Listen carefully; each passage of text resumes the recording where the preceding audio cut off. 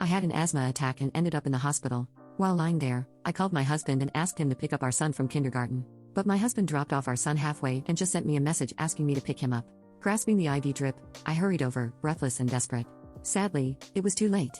When I saw my son's small, lifeless body lying on the riverbank, I collapsed in tears, fainting on the spot. When I regained consciousness, I saw my husband's old flame, flaunting their affection on social media. I just said I was sad, and he dropped everything to be with me. He's truly. Oh, I'm deeply moved. The picture showed a sweet scene of my husband and Avery hugging her pet dog. Struggling to breathe, I called my husband. "Is this why you dropped off your son?" I asked. My husband's cold voice came from the phone. "It's not a big deal for you to pick up our son, but Avery can't live without me." Despair washed over me as I hung up and turned off my phone. Reflecting on the 10 years I spent with Julian Anderson, I realized that none of it compared to his childhood sweetheart, Avery Moore, who he had been longing for. Suddenly, my love for him over the past decade seemed like a cruel joke. Julian and I met during our freshman year. Back then, he was sunny, handsome and full of talent. He was the most dazzling presence in every girl's eyes. I was practically groveling to get his attention, pursuing him for a whole year until he finally gave in. Not long after we got together, I found out that he had a childhood sweetheart in his heart that he could never get.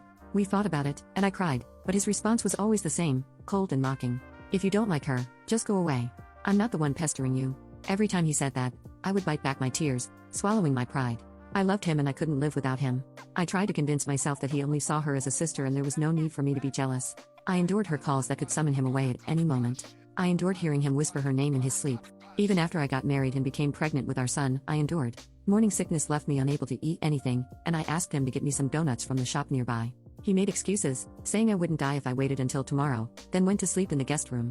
Yet, when Avery called in the middle of the night, he rushed over to her place, claiming he was there to kill cockroaches for her. On the night I gave birth to our son, he was fixing her water pipes. I handled everything myself, big and small, never daring to ask for his help. From my pregnancy to our son's birth, and even his school enrollment, I managed it all alone. All he did was contribute a bit of genetic material, and he got to call himself a father. If my asthma attack hadn't been so severe today, I would never have asked him to pick up our son. It was the first and only time I ever asked him to pick up our child, and he left him halfway. The little river beside the highway took my son's life. My poor little boy, he was only 5 years old.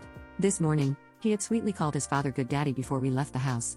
But now, he lay cold and lifeless before me, his body swollen beyond recognition. What despair must he have felt? I no longer had any expectations for Julian. Cradling my son's cold body, I didn't inform Julian. I buried our son by myself. Sitting by his grave, I quietly stared at his smiling photograph on the tombstone. "Joseph, my dear son, find a better father in your next life."